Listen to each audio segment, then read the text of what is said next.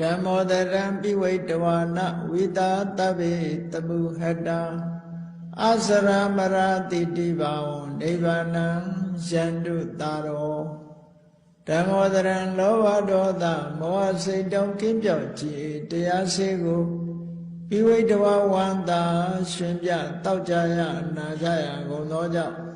ဝိတာတဗ္ဗေပူဇာညစ်နောင်ကိလေသာစိတ်တောက်ဟူသည်များတို့သည်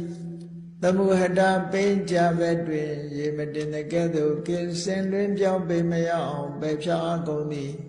ဟွန်တုစင်စစ်မသွေဖြစ်ကြပါစေကုန်သတည်း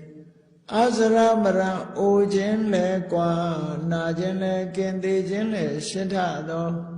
တိတိဘဝကိလေသာဟုပုခတိကင်းခြင်းရာအရှိဖြစ်ပေထသောနိဗ္ဗာန်နိဗ္ဗာန်ဟုခေါ်အေးမြတော်သောသာရောတရားချစ်ခင်စိတ်ကောင်းဝိညာဉ်သူတော်စင်များတို့သည်ယန္တုပါရမီအစဉ်စဉ်မြင့်နေမြင်၍မလင့်ပုံသေးဆက်ရောက်တော်မူကြပါစေကုန်သတည်း